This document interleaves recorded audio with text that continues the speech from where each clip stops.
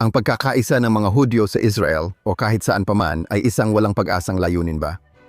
Ang mga isyong naghati sa mga Israeli bago ang mga pag-atake ng terorista noong Oktubre 7, 2023 ay hindi nawala kahit na pansamantalang natigil na ang labanan. Pagkakahati sa kanan, kaliwa, taga-suporta at tutol sa reforma sa hudikatura at mga pro-Netanyahu. At kahit sino maliban kay Bibi, Ashkenazi at Mizrahim, ang secular at ang relihiyoso, ang Haredim at lahat ng iba pa. Nandoon pa rin silang lahat na hindi lang basta nagkakaroon ng debate tungkol sa mga paksang ito kundi patuloy na nagpapainit ng digmaan sa kultura. Pero may ilang Israeli pa rin na umaasang makahanap ng paraan para mapagtagumpayan ang lahat ng ito. Sila ba ay nangangarap lang o sila lang talaga ang mga realistiko? Sa Think Twice, kakausapin natin si Yoav Heller, pinuno ng Fourth Quarter Movement tungkol sa layunin niyang pag-isahin ang mga Israeli.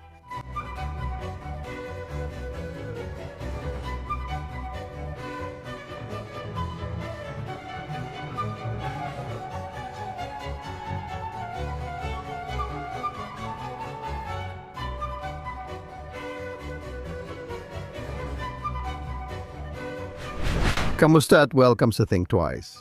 Ngayon, may mahalagang pag-uusap kami kasama ang Israeli historian at aktivista Yoav Heller tungkol sa Fourth Quarter Movement at ang layunin nitong pag-isahin ang mga Israeli. Bago simulan ang programa, gusto ko lang ipaalala na bukod sa Think Twice, may Jonathan Tobin Daily Podcast din ako kung saan nagbabahagi ako ng balita at pagsusuri sa mahahalagang issue ngayon. Makikita ang daily show sa Jonathan Tobin Daily sa JNS Channel sa mang podcast platform kayo nakikinig. And ngayon simulan na natin ang programa para sa araw na ito. Ang pagnanais bang pag-isahin ang mga Israeli ay katang-isip lang, lalo na sa tindi ng mga debating humati sa lipunang Israeli?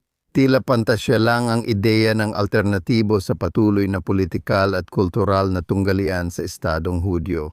Maaring pinalabis ang usapan sa posibleng digmaang sibil pero bago ang mga pag-atake noong Oktubre 7, may grupong Israeli na nagbantang pabagsakin ang Estado. Kung makuha ni punong ministro Benjamin Netanyahu ang gusto niyang baguhin ang makapangyarihan at dikontroladong hudikatura, mahirap matukoy ang kaibahan ng matinding pananalita at realidad ng bansang winawasak ang sarili. Malaki ang posibilidad na ginamit ng Hamas ang kaguluhan sa pagitan ng mga Israeli dulot ng mga kalaban ni Netanyahu bilang pagkakataon para umatake, iniisip na abala ang mga ito sa internal na alitan upang labanan ang panlabas na banta. Hindi pa nawawala ang mga pananaw na yon.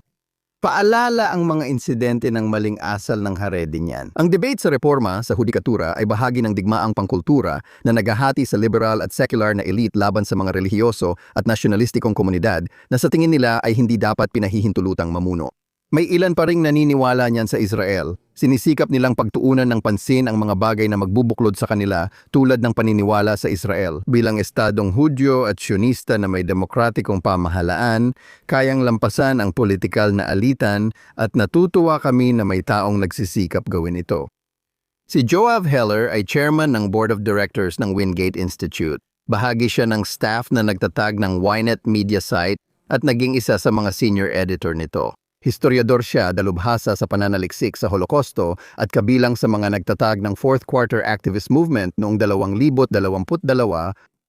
Yoav Heller, welcome sa Think Twice. Salamat sa pag-imbita sa akin, Jonathan. Maraming salamat sa paglalaan ng oras para makasama kami ngayon. Gusto kong simulan sa pamamagitan ng pagtatanong tungkol sa Fourth Quarter Movement. Ano ang ibig sabihin ng pangalang yon at paano ito makakatulong ipaliwanag kung paano malalampasan ang pagkakahati sa lipunang Israeli? Ang Fourth Quarter ay isang grassroots na kilusan na itinatag namin 4 na taon na ang nakalipas, isang sibikong pampulitikang kilusan. Bakit namin ito tinawag na Fourth Quarter? Noong 1948, tinanong si David Ben-Gurion, ang aming punong ministro, kung ano ang inaalala niya noon. Dapat ay nag-aalala siya sa mga Arabo na sumasalakay mula sa iba't ibang panig. May digmaan na nangyayari no? Nagtatatag siya ng estado pero may sinabi siya, tila isa siyang propeta, sabi niya. Nag-aalala ako. Pagdating ng Israel sa nasa 70, may bagong generation na hindi na makikilala ang mga tagapagtatag o mga nakaligtas sa Holokausto. At natatakot ako na mas magpo-focus sila sa mga kwento ng nakaraan kaysa sa pagsusulat ng kwento ng hinaharap. Iyan ang kwento ng Fourth Quarter. 2 beses tayong nagkaroon ng soberanya bilang mga Hudyo libu-libong taon na ang nakaraan at parehong hindi ito tumagal lampas sa ika-4 na yugto, 75 hanggang 100. Sa totoo lang, makikita natin ang historical na pangyayaring iyan sa digmaang sibil ng Amerika. Makikita rin natin ang USSR.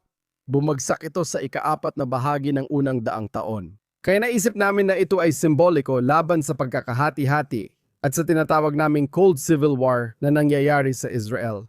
Kailangan ng kilusan mula sa masa para buksan ang puso ng mga Israeli at ipahayag. Una, kailangan nating lumikha ng bigat ng Israeli mainstream at Zionista mainstream. Hindi lang pagkakaisa ang layunin, kundi ang makagawa ng malaking pagbabago na kailangan ng Israel para mapanatili ang kinabukasan nito. Iyan ang pangalan at kilusan mula sa masa ng fourth quarter. Tama. Inilagay ng fourth quarter ang sarili bilang isang aktivistang organisasyon sa komunidad, hindi lang bilang proyektong pampolitika. Paano nyo makakamit ang mga layunin kung walang politika o tulong sa paghalal ng gobyernong magsusulong sa inyong plataforma?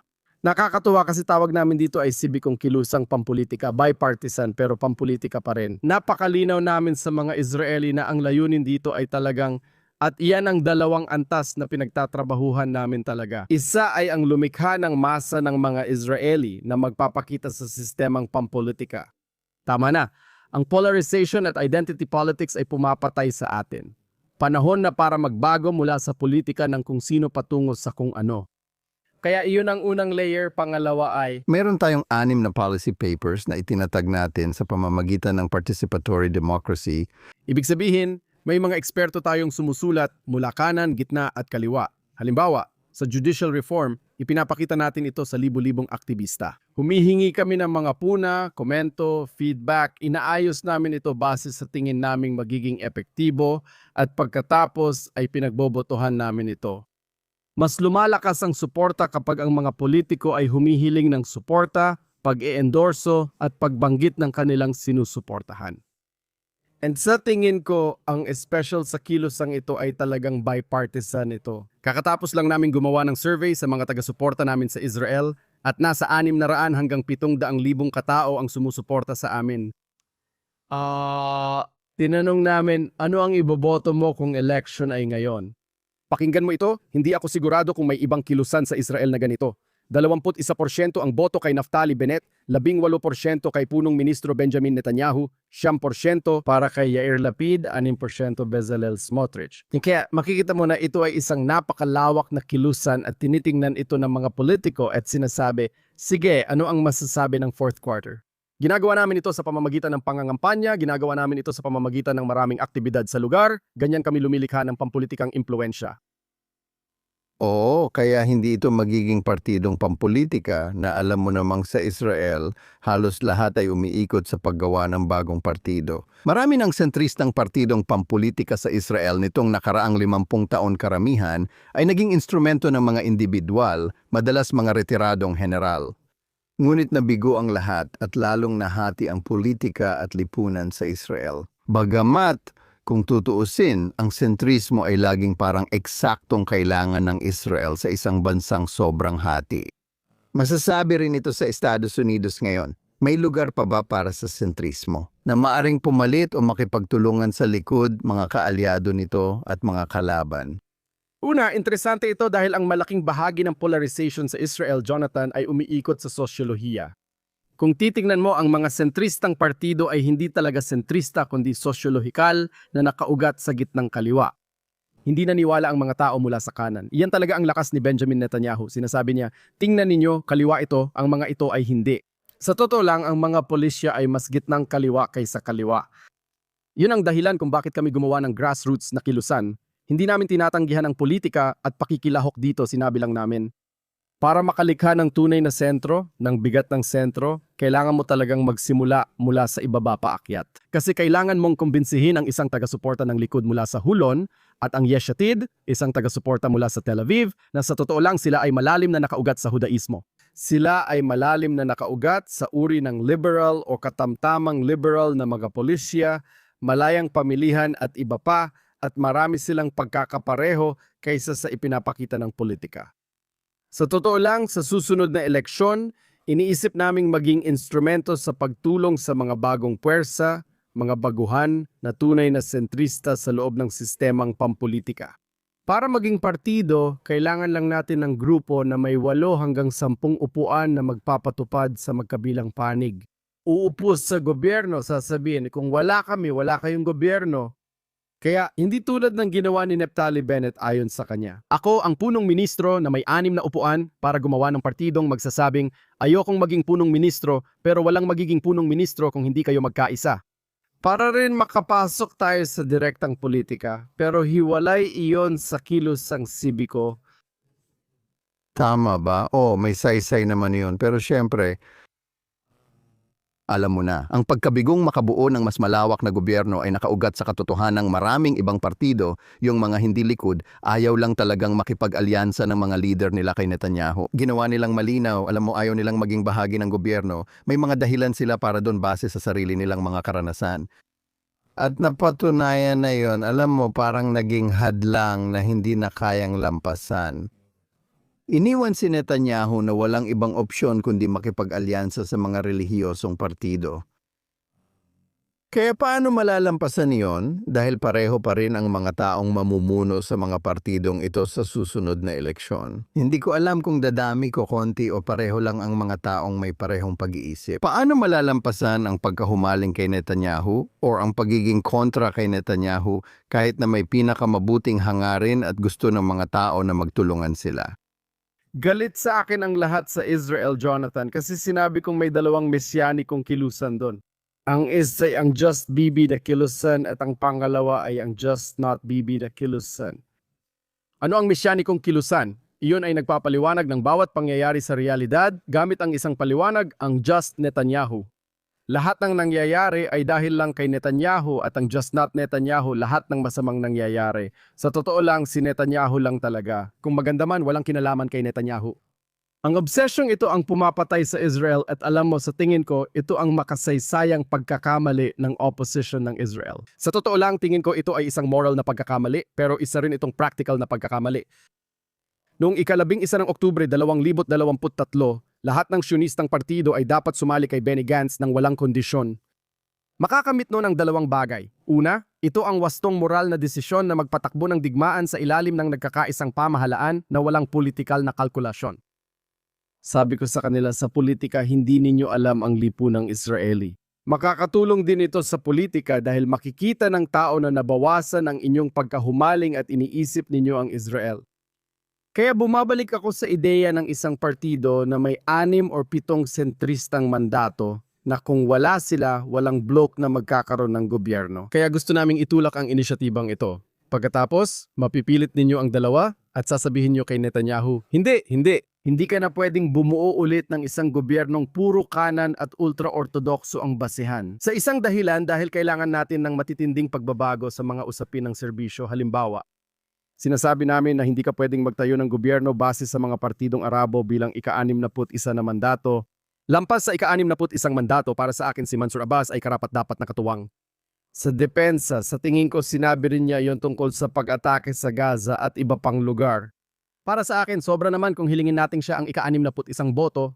Gusto naming iwasan ito dahil totoong panganib ito para sa Israel ang 2 pamahalaang ito. At alam mo, nag-aalala ako, Jonathan, na ang mga nangyayari, talagang nagulat ako na pagkatapos ng Oktubre 7, nandito pa rin tayo sa ganitong situation. Pero magtatrabaho kami at magkakampanya ng todo para maiparating sa lipunang Israeli na ang mahalaga ay ang politika ng ano at hindi ang politika ng sino. Kung hindi, paikot-ikot lang tayo sa parehong siklo ngayon. Sino ang mamumuno kung bukod sa aktivistang kilusan ay magtatayo kayo ng partido na umaasang makakakuha ng 6 na mandato sa estado? Sino ang magiging pinuno nito? Alam mo, sa karanasan ko bilang mamamahayag sa politika, gaya ng sabi ng mga politiko, hindi mo matatalo ang isang tao kung wala kang ipapalit. Ikaw ba ang leader ng partidong yon? Maring ako ang leader ng partido. Sa tingin ko, may isang lalaki, si Joas Hendel, hindi ko alam kung kilala mo ang pangalan. Siya ang namumuno sa grupo ng mga reservists. Sa tingin ko, karapat-dapat siyang leader dahil sa magagandang nagawa niya nung digmaan. Sa tingin ko, si Dedi Simchi ay karapat-dapat din, na wala ang anak niya noong Oktubre 7 at seryoso siyang tao. Si Einat Wilf, sa tingin ko, kilala sa Amerika at isang karapat-dapat na leader. Siyempre, Marami ring bagong dating, Jonathan, at interesante talaga. Napansin natin na Kasama niya ang sariling kilusan. Alam mo, parang Sa tingin ko ngayon, ayos naman silang lahat. Ang problema lang ay lahat sila ay nagtatrabaho. Lahat sila ay kanya-kanya lang. kumbaga sa atin, Oo, kaya nga kami, halimbawa ako, hindi ako obsessed na mamuno ng ganong partido. Sa palagay ko, dapat tayong maging tagapamagitan bilang fourth quarter. Kailangan nating maging mga taong tunay na lilikha ng alyansa ng mga bago na nangangako sa tatlong bagay. Isang nagkakaisang gobyerno. Pag walang pagkakaisang gobyerno, labas kami. Pangalawa, Sabay ninyong gagawin ang reforma sa batas at hudikatura. Meron tayong policy paper para dyan, serbisyo para sa lahat, or isang bagong kontrata ng Israel, reforma sa sistema ng education at ang seguridad ng Israel ay hindi na ipinagbibili. Ibig sabihin, kung sino mang gustong pumatay sa atin ay mauuna silang mapatay. Ito ang 4 na prinsipyong dapat sundin ng mga bagong dating. Pero higit pa dyan, sinusubukan naming mangampanya sa pamamagitan ng publiko ng Israel para himukin ang kanilang mga partido na sabihin na tama na ayaw na namin ng pagbabawal sa isa't isa. payagan mong palalimin ko pa yan. Sinabi mo kanina kung paano mo. Ang resulta ng survey ng mga miyembro mo ay nagpapakita na ito ay mga tao mula sa iba't ibang partido, mula sa kanan, mula sa kaliwa, kapag nagsama-sama sila. Ano ang dinamika? Kasi ibig kong sabihin, alam ko dahil nandun ako sa Israel nung panahon ng digmaan at nung nakaraang taon, napakalaki ng galit. At gaya ng sabi mo, ang mga pagkakahati ay sosyologikal, ito ay mga digmaang tribo, ito ay digmaang pangkultura. Kung nandun ka sa Hostage Square ng Sabado ng gabi, mararamdaman mo hindi lang ang pambansang trauma, kundi pati ang galit ng mga tao. Gusto nilang sisihin ang mga taong sinisisi ng mga tagapagsalita para sa patuloy na pagdurusa ng mga bihag. Ano ang nagiging dinamika kapag pinagsama ang mga tao mula sa iba't ibang grupo? Sa totoo lang, marami naman silang pagkakapareho pero galit pa rin sila sa isa't isa.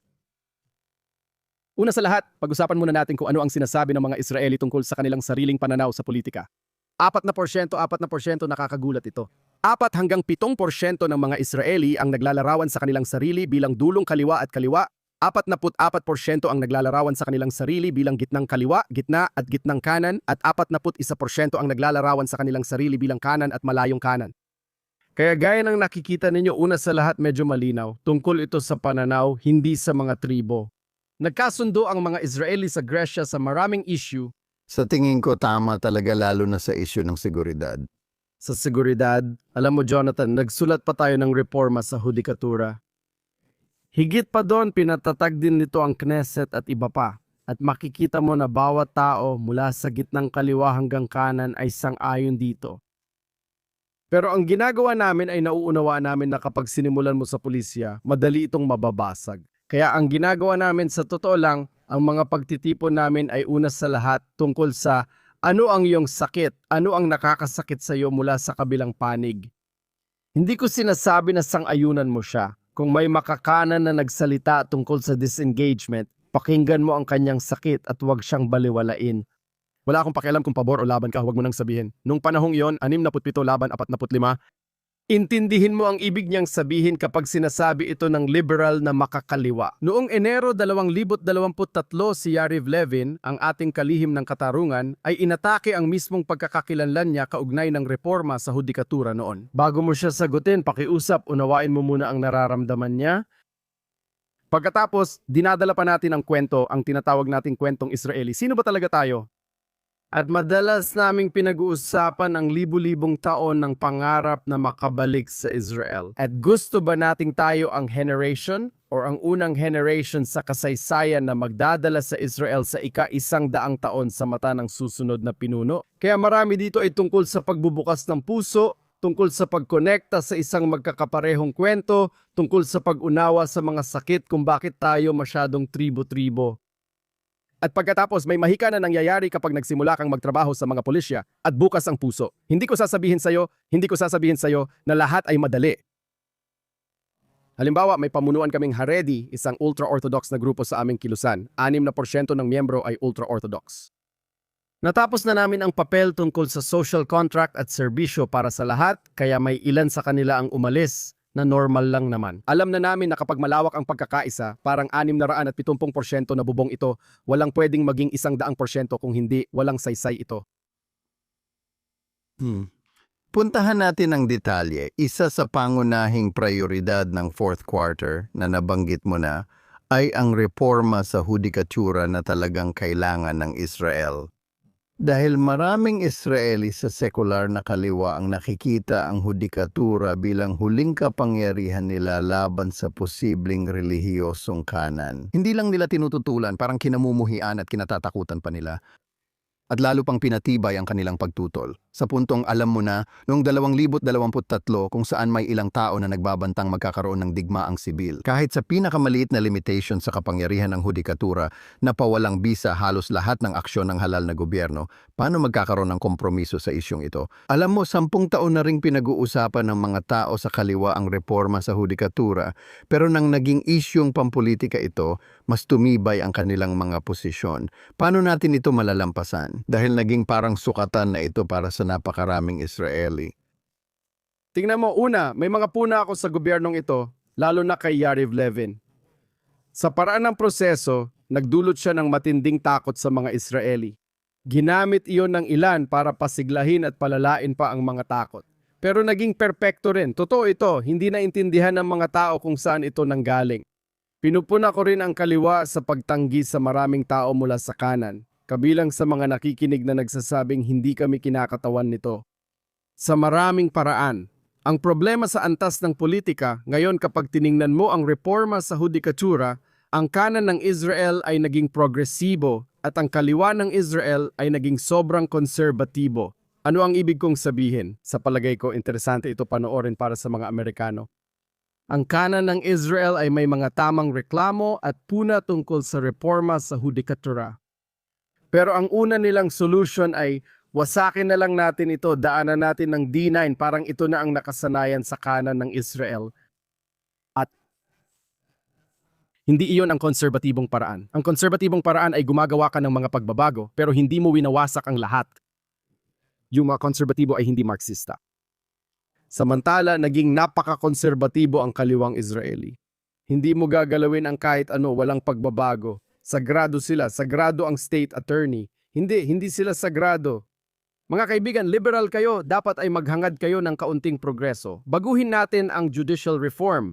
Kaya sinusubukan naming ilabas ang mga tao mula sa mga echo chamber na ito. At ito ang sinasabi namin. Tingnan ninyo, nag-aalok kami ng 3 layer na plano sa unang antas. Sinasabi namin na ang mga pangunahing batas ay ipapasa lamang ng 75 miyembro ng Knesset sa 3 beses, 3 rounds, at pagkatapos ay isa pa sa susunod na Knesset. Kapag nangyari iyon, hindi na maaaring kanselahin ng kataas-taasang hukuman ang isang pangunahing batas na nasa unang antas. Gumagawa kami ng subset ng mga issue na ganon. Halimbawa, iniaalok namin iyon. Yung mga hukom na isang mainit na issue sa Israel ay hindi itatalaga ng mga hukom mismo o ng mga politiko. Ang mga politiko ang pipili ng mga eksperto na siyang pipili ng mga hukom. Yan ang unang antas. Ang pangalawa, ang pinakamahalaga at dapat ding maintindihan. Ang problema sa Israel ay napakalakas ng Korte Suprema. Ang iba ay ginusto nila at ang iba naman ay dahil napakahina ng ating parlamento, ang Knesset. Kaya inaalok namin ang ikalawang antas para maituwid ito ng malaki. Ang Knesset, mula sa 120 ay gawing 180 na miyembro ng Knesset dahil napakakaunti ng ating miyembro ng Knesset kumpara sa population. Kaya mas marami silang oras para magsagawa ng mga pagdinig, katulad ng sa American Senate kung saan ang mga miyembro ng gabinete ay kailangang mag-ulat sa Knesset bawat taon. Sa totoo lang, sa araw ng botohan, boboto ka direkta sa isang listahan pero pipili ka rin ng 5 hanggang 10 miyembro ng Knesset ng direkta. Kaya mas magiging responsable sila hindi sa pinuno ng partido o sa iba, kundi sa publiko. Pwede ring kanselahin ng Knesset kung may isang mainit na issue sa Israel, kung may mga itinalaga, at pagkatapos ay para iyon sa isang pinuno ng Shabbat. At pagkatapos ay pupunta sila sa Korte Suprema. Sinasabi ng mga tao, sa anong kapangyarihan ka nga ba dinidinig ito? Kaya iniaalok namin yon. Paring piliin ng gobyerno na pumunta sa Knesset para sa isang botohan na magiging lihim na botohan at ang Knesset ang magpapasya. Hindi na ako magdadagdag ng detalye. Kita mo, ang pangalawang antas ay Knesset na diretso pero kapag naituwid na ito. Kapag alam mo ang pangunahing batas, paano ito binabago at paano magtalaga ng hukom, saka kalilipat sa ikatlong antas. Pagkatapos, bawat panig ay may pangarap. Ang mga liberal ay kumukuha ng talaan ng mga karapatan at pagkakapantay-pantay ATVP. Ngayon, hindi na natatakot ang mga tao dahil alam nilang hindi bibigyang kahulugan ng Korte Suprema at mga konserbatibo ang talaan ng mga karapatan sa ganoong paraan. Sa madaling salita, ito ay isang Bill of Rights. Iyon ang mga karapatang iyon. Samantala, ang mga konserbatibo ay makikinabang. Hindi lahat at hindi bawat tao ay maaring mag-apela sa Korte Suprema tungkol sa lahat ng bagay kaya sinasabi naming hindi pwede. Simula ngayon, kailangan mo talagang magkaroon ng direktang legal standing. Gaya ng sabi ng mga abogado, justiciability. Oo, justiciability, perfecto. Pangarap ito ng kanan at sinasabi naming makakamit sa loob ng 5 taon. Bawat hakbang ay kailangan ng 70 miyembro ng Knesset na mag-aproba. Isang pakete lang ito buo. At muli, 10,000 Israeli mula sa lahat ng panig ay sumang-ayon na rito. Kaya gaya ng nakikita mo, nag-aalok kami ng malawakang solusyon na talagang may saysay para sa lahat ng panig. Oh, maganda nga pakinggan yan. Nakikita ko ang mga argumento. Ibig kong sabihin, may saysay talaga ang palawakin ng Knesset dahil ang 120 miyembro ay siguradong nabibigatan at sobra ang kanilang ginagawa. Sigurado akong pabor ang mga politiko sa dagdag na 60 trabaho pero marami ring botante ang hindi matutuwa na may dagdag na 60 tao sa payroll ng gobyerno. Ayaw ng PR ko na sabihin ko yon kasi baka tanungin ng tao. Meron na tayong 120 na parang linta, gusto mo pa ng 180 na ganon. Tama ba? Sabi ko sa kanila, mga pare, huwag maging populista. Kailangan natin ito gawin. Hindi, may punto ka. Ngayon, kapag pinag-uusapan natin ng demokrasya, sa tingin ko dito sa Israel, malinaw na may pagkakaisa na pabor sa Israel na maging demokratiko. Pero sa tingin ko ang problema, tulad ng kaso sa reforma sa hudikatura, ay usapin ito ng maraming tao. Hindi lang sa Israel, kundi pati na rin sa Estados Unidos at Europa. Paano natin malalampasan ang pagtingin sa demokrasya bilang pananatili lang ng kanilang panig sa kapangyarihan, imbes na pamumuno ng nakararami na may proteksyon sa karapatan ng minorya? Kaya sa tingin ko, muli, balanse, alam mo, pagkatapos ng ikalawang digmaang pandaigdig, sa tingin ko si Nadavial ang nagbigay ng katawagan na politika ng pananagutan. Naintindihan ng mga tao na ang mga matitinding ideolohiya na kadalasang nagpapabaling ng Estado mula kaliwa papuntang kanan ay napakadelikado. Sa palagay ko, nitong mga nakaraang 15 taon mula nang lumitaw ang social network, nawala muli ang balanse at tumaas ang polarization. Ang balanse sa pagitan ng iba't ibang autoridad ay tila tinabig na lang pababa at napakadelikado nito. Sa tingin ko, ito ang pangunahing argumento. Sa tingin ko, ang sinasabi ng kanan ay iyon ang argumento ng deep state. Pakiramdam ko hindi na mahalaga ang boto ko. Kasi may antas ng, alam mo yon, sa Estados Unidos, may antas ng mga empleyado ng gobyerno na ginagawa lang kung ano ang gusto nila. Liberal sila at kung ano-ano pa, bahagi sila ng mga elite. Oh, yung administratibong estado, oh. Administratibong estado at sa tingin ko sa ilang antas tama sila. At makikita mo yan sa Israel, sa kapangyarihang inangkin ng Korte Suprema, minsan makikita mo rin sa tanggapan ng abogado ng estado, at iba pa, at iba pa. Sa kabilang banda, masyadong inabuso ng mga taong ito, sinasabi nila, at ang tanging mahalaga ay ang boto ko. Ibig sabihin walang balanse, walang checks and balances. Madalas akong magtanong, ultra-orthodox.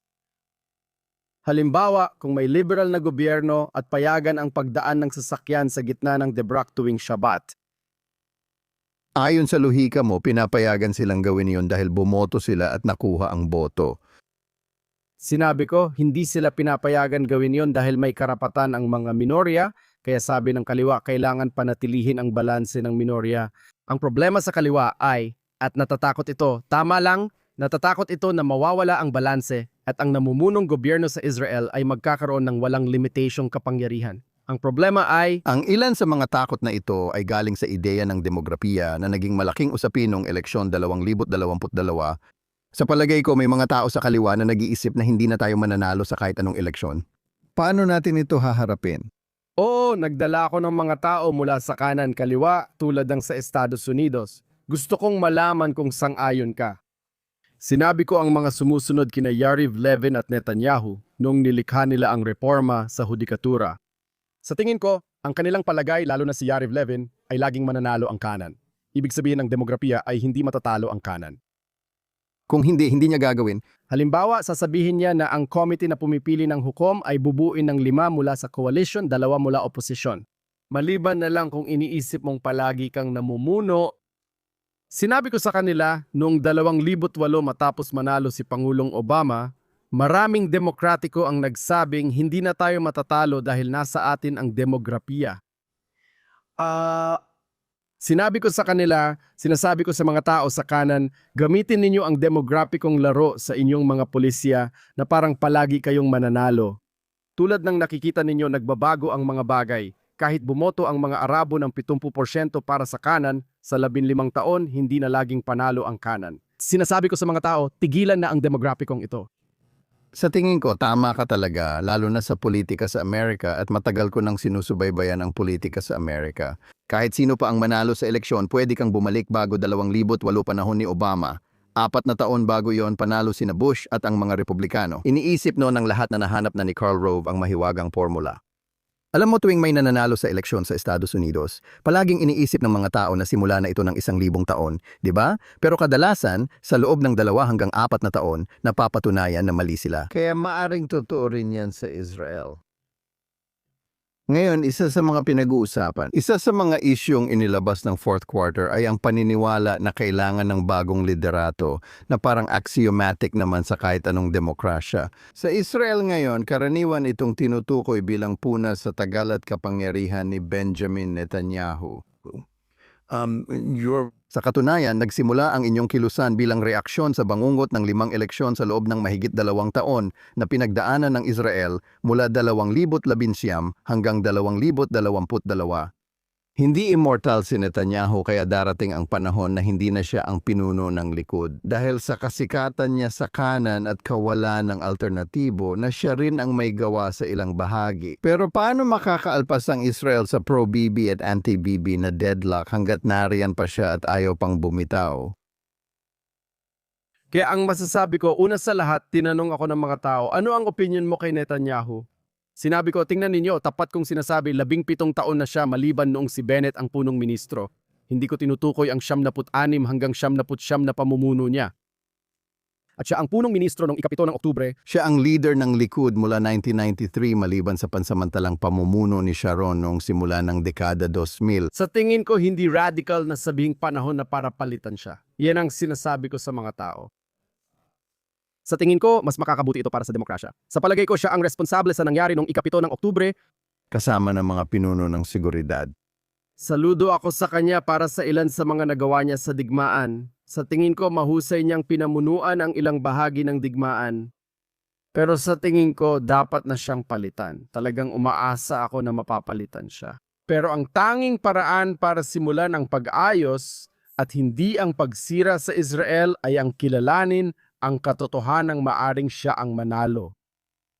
At kung siya ay manalo, sa tingin ko tungkulin niyang imbitahan lahat ng Sionistang partido. Sa tingin ko dapat sumali sina Bennett, Eisenkot at iba pa sa kanyang gobyerno kung siya ang manalo. Sabi ko sa kanila, subukang talunin siya. Bakit? At saka baliktaran din pati na rin ang likod sa kabilang panig. Bakit? Dahil hindi natin ginagawa ang reformang panghukuman na ito ng may kinakatawan. Kung wala tayong panlipunang kontrata na maglilingkod ang lahat.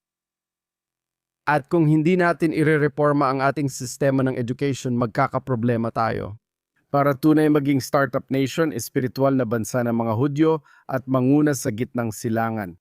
Hindi ito biro, Jonathan. Delikado ang situation at malalakas ang mga atake sa atin nitong huling 2 buwan. Sa mensaheng iyan sa kaliwa o sa gitnang kaliwa. At naiintindihan ko yon. Sa emotion, hindi ito tumatagos sa mga tao. Pakiramdam nila na personal na silang inaatake ni Netanyahu at sobra na ito. Pinag-uusapan nila ang Kartay Gate at iba pa. Relate ako sa ilang kasalanan nila pero sabi ko, sige, subukan ninyong talunin sila. Hindi ko ginawa at sinasabi ko sa mga tao. Para sa akin, isa ito sa pinakamasasamang coalition at opposition sa kasaysayan. Tinanong ako ng opposition kung bakit ko sila iniinsulto. Sabi ko, tingnan ninyo mga kaibigan. Ang pahayag ko ay based sa pagbabasa ko ng mga survey. Dapat pagkatapos ng Oktubre 7, meron na kayong 75, 80 upuan ngayon.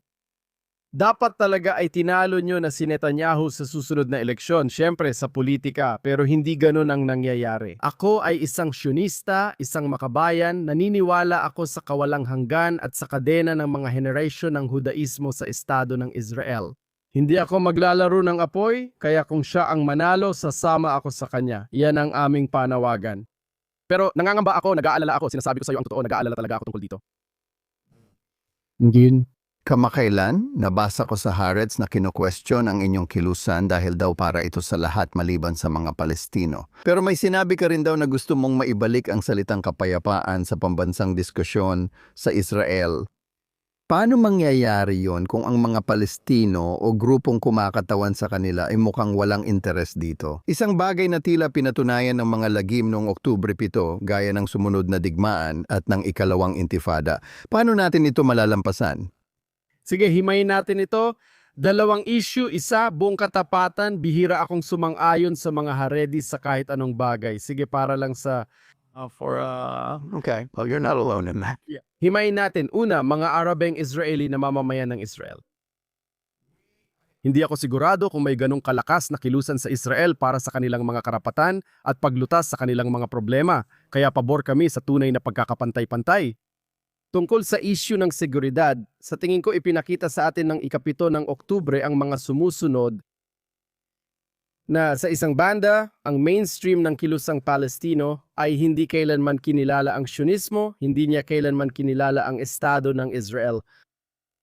Dalawa ang gamit nila sa digmaan laban sa Israel, kabilang na ang sinabi nilang two-state solution. Noong dekada 90, ang ibig naming sabihin ay Palestina, isang estadong Palestino at isang estadong Hudyo. Pabor ako doon. Hindi iyon ang ibig nilang sabihin at hindi nila sinabi iyon. Kaya hindi sila pro-peace o pabor sa two-state solution na siyang problema. Ikalawang problema ang paggamit nila sa issue ng refugee. Sa tingin ko, wala naman talaga silang karapatan sa tinatawag nilang pagbabalik. Bilang kasangkapan para sirain ang Estado ng Israel. Ano nga ba ang ibig sabihin ng 7? Ayon sa kanila, 7 milyong refugee ang magbabalik sa Israel at nakita natin noong Oktubre 7 kapag bumalik si Muhammad sa Israel. Hindi siya kumakatok at nagsasabing, Jonathan, pwede ka bang lumabas ng bahay ko? Hindi, pinapatay, ginagahasa at ninanakawan ka niya. Sa tingin ko, yan ang realidad. Kailangan nating harapin ito ng direkta.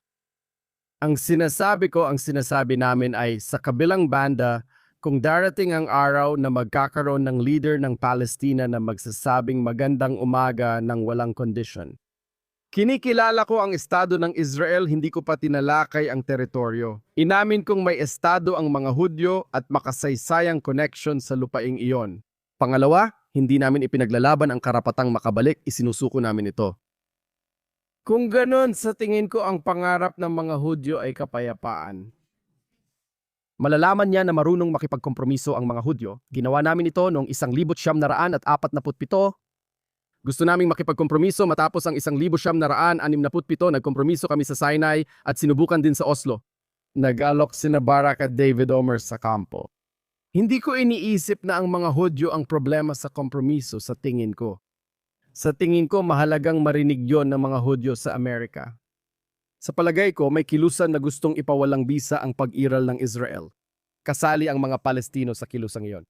Kung mas maraming puwersa sa mundo ang magsabing tama na at hindi namin kayo sinusuportahan, kaya mahalaga ang digmaan laban sa Iran. Dahil gusto ko na ang isang bata sa Beirut, sa Damasco, sa Jenin, sa Nablus, o sa Gaza ay magising sa umaga at maalis sa kanyang isip. Ang panaginip na maaring wasakin ang estadong Hudyo at maunawaan niya na maari pala siyang mamuhay ng mapayapa kasama ang mga Hudyo. Sinisisi ng Haaretz ang Israel sa mga ito. Hindi ko rin sinusuportahan lahat ng polisiya ng Hudaismo sa pamahalaan. Ngunit wala itong kinalaman sa kawalan ng kapayapaan. Sana malinaw, hindi nila kailangang sumang-ayon pero iyon ang paninindigan namin. Oo, totoo yan at kabaligtaran ang natatanggap nilang mensahe mula sa karamihan ng mundo ngayon. Kaugnay niyan nitong mga nakaraang taon at maraming Israeli ang pamahalaan ni Netanyahu at mga taong wala sa gobyerno. Nagkaroon ng napakalaking optimismo tungkol sa Abraham Accords, magagandang relasyon sa UAE. Marami ang umaasang sa huli, tatanggapin din ng mga Saudi ang normalization. Ngayon, hindi na ganun kalaking banta ang Iran kumpara nung tila interesado ang US na suyuin ito. Lumalayo na rin ang mga Saudi Sa tingin mo ba pansamantala lang yon? O tuluyan ng naglaho ang optimismo dahil sa di maresolbang sigalot na ugat din sa relihiyon tulad ng iba pa? Habang isinusulong ang startup, dapat unahin ang ekonomiya ayon sa inyong kilusan. Masyado bang umasa ang mga Israeli sa teknolohiya na parang kaya nitong lampasan ang mahihirap na sigalot? Sa palagay ko, mas maganda na ngayon ang geostrategic na posisyon ng Israel sa gitnang silangan kaysa noong ika-6 at ika-7 ng Oktubre. Yan ay isang katotohanan. Nakikita natin ang Shia axis kasama ang Hamas at ang mga ultra, mas mahina sila, yan ay isang katotohanan. Sa palagay ko, hindi dapat agad pilitin ang mga oportunidad. Sa tingin ko, may mga panloob na problema ang Saudi. Sa tingin ko, si MBS ay nangako ng labis sa sarili niya sa ilan sa kanyang mga tao at sa mundo. At nakikita niya na sa ekonomiya at lalo na sa tradition, mas nagiging problema ang pag-unlad doon. Hindi ako sigurado kung konektado ito sa Israel, pero sa totoo lang, nakikita ito sa kanyang kakulangan ng kagustuhang sumali sa Abraham Accords. Sa tingin ko pa rin, kailangan ng Israel ng 3 antas na paraan sa pagharap sa sigalot. Una, ay isang regional na pamamaraan.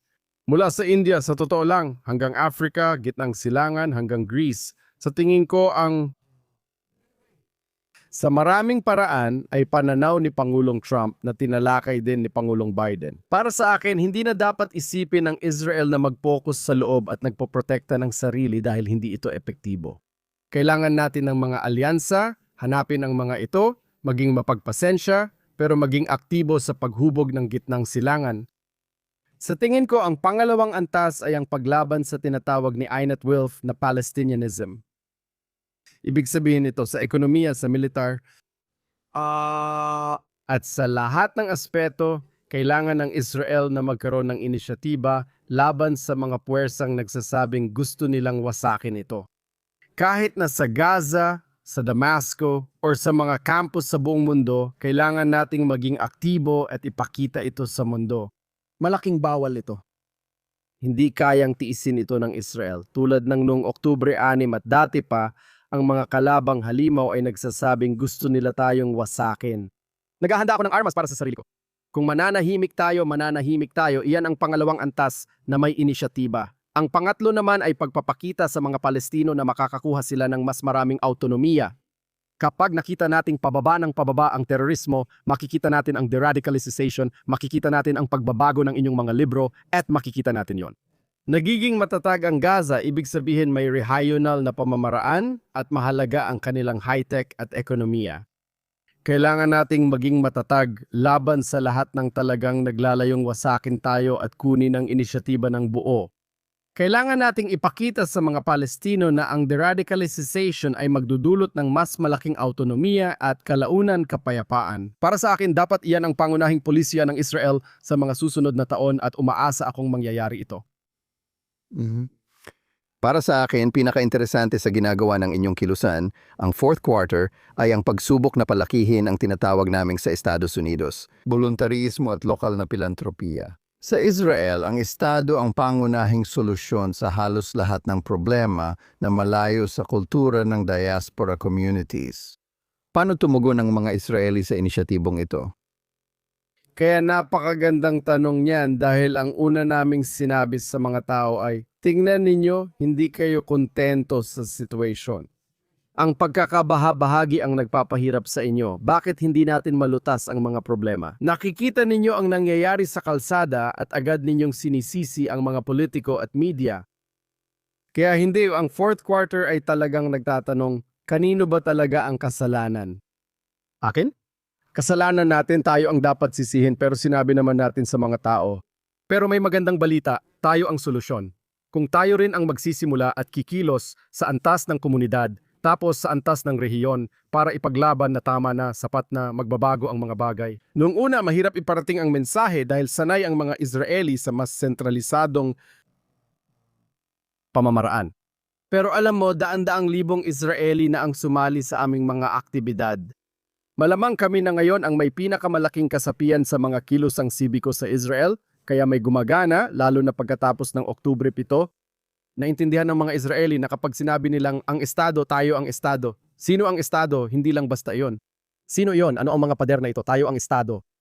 At ang mas ipinagmamalaki pa namin ay ang competition na meron kami. Nang sinimulan namin ang Fourth quarter, 4 na taon na ang lumipas, may mga sibiko, political at all-Israeli na kilusan na tumatalakay sa pagkakaisa at lokal na aktivismo. Maraming grupo, ang iba ay mas maganda pa ang ginagawa kaysa sa amin at ipinagmamalaki namin ito. Lumikha kami ng larangan, naging masigla ang mga Israeli at magpakita sila ng inisyatiba.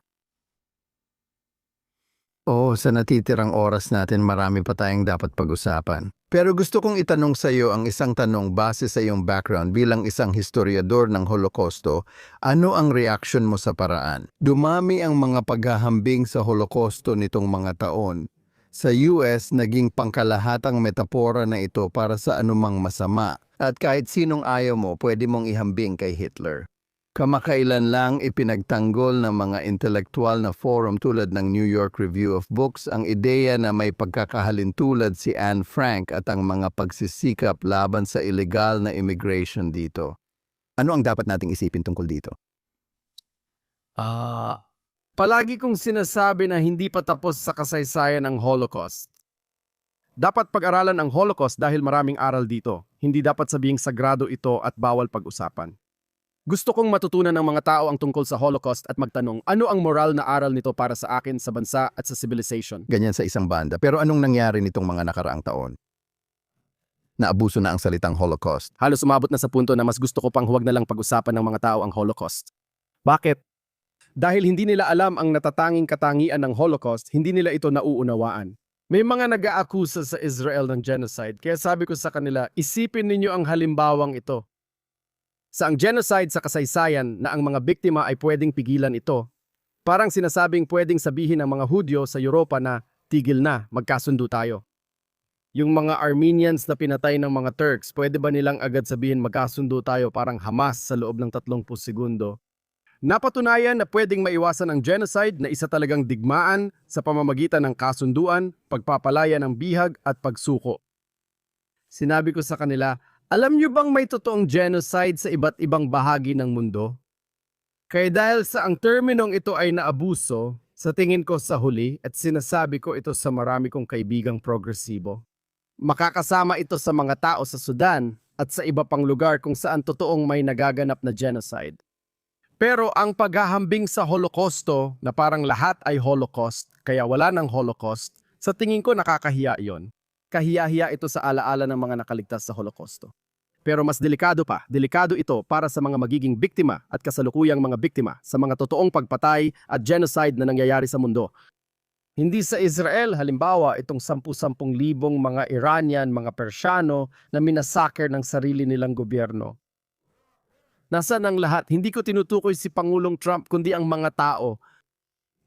Itong mga taong inaakusahan ng Israel, bakit hindi nila isinusulong ang all-out war para mapatigil ang ganitong rehimeng mapanlipol? Hindi ako kumbinsido sa mga metaporang ito at tingin ko delikado sila. Sa tingin ko tama ka dyan. Maraming salamat sa pagsama sa amin ngayon. Paano malalaman ng aming mga tagapanood ang tungkol sa fourth quarter at masundan ang iyong mga ginagawa? Una sa lahat, pakibisita po. Meron kaming website sa Ingles. Naglalathala kami ng podcast doon sa Ingles. At maraming salamat, Jonathan. Isang malaking karangalan na i-host mo kami. Paminsan-minsan kaming pumupunta sa Amerika, gaya ng sa simula ng Marso. Nasa Boston at New York kami at nakikipag-usap sa mga pampublikong tagapanood. Kaya sundan niyon. Sa madaling salita, ang aming English website ay magandang paraan para sundan, marinig ang tungkol sa amin, at makipag-ugnayan. Iyon ang paraan. Gusto rin naming pasalamatan ang aming tagapanood. Tandaan na tumutok araw-araw sa Jonathan Tobin Daily Edition na mapapakinggan sa lahat ng podcast platforms. Kung nakikinig o nanonood kayo sa Facebook, X o JNS YouTube channel, paki-like at mag-subscribe sa JNS. I-click ang bell para sa abiso at bigyan kami ng magagandang review. Sumulat sa Think Twice sa jns.org at sabihin kung saan kayo nanonood o nakikinig at ang opinion nyo tungkol sa palabas. Tandaan, patuloy magbasa at gamitin ang sariling pag-iisip. Magkita tayo ulit sa susunod na linggo.